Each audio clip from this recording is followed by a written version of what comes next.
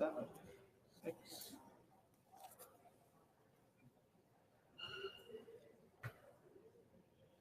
Good afternoon. Welcome back to Nasdaq Trade Talks. I'm your host, Jill Malandrino, global markets reporter at Nasdaq.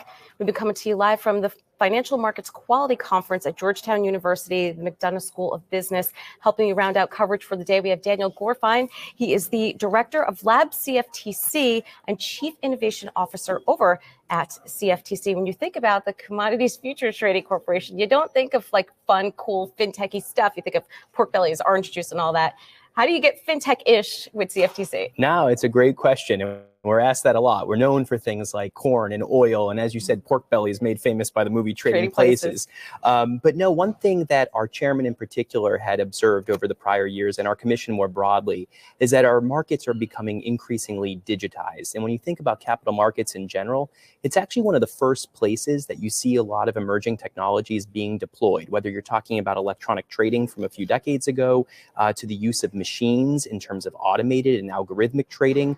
And certainly, given what we've seen over the past year or so with the self-certification and launch of Bitcoin futures, we're now also heavily involved in kind of the crypto space as well. So we see kind of all of these emerging technologies impacting the markets that the CFTC oversees. It's really interesting that you bring up fintech in the capital markets because it's great to see other industries adopt the technology that we are using. Let's talk about some new technology at CFTC. What is LabCFTC? Yeah, so back to what we were just talking about, in order to respond to digitizing markets and to kind of emerge as a 21st century regulator, we wanted to make sure that we have the right tools and understanding to keep pace with markets. And that's why last year in May of 2017, the CFTC launched the LabCFTC initiative. Our mission statement is to facilitate market enhancing innovation, help to inform policy, and make sure that as a regulator, we have the right tools and understanding to keep pace. So we have 3 primary work streams that we pursue our work and try to execute on our mission. The first is around engagement. We spend a lot of time meeting with innovators, ranging from startups to established financial institutions and technology companies. Essentially, anybody who's using technology to do innovative things in our markets, we're willing to meet with them. Dual value proposition, we get to learn what's coming around the corner so we can be proactive and not reactive in our thinking.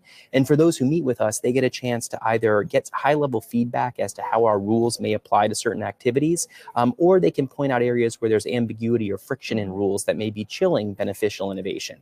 And so we meet with folks through office hours. We can do that on an informal ad hoc basis in Washington, or we actually travel around the country. We've been to Boston, New York, Chicago, Silicon Valley. We just got back from Austin, Texas last week, where we actually go to where the innovators are rather than requiring them to come to DC. So that kind of serves as the bread and butter for a lot of the work that we're doing. So with LabCFTC, what are you hearing? What are you learning? Yeah, it's really incredible kind of the range and breadth of both entities and topics that we hear about. So again, in one session, just as what happened in Austin recently, we'll sit down with a mature, sometimes regulated entity. Other times it could be a couple of grad students who are launching a new initiative. But we're hearing about things certainly in the crypto space, more broadly in the distributed ledger technology or DLT inspired space. So a lot about permission networks and how that might enhance capital markets infrastructure. Machine learning and AI remain kind of hot topics in this industry.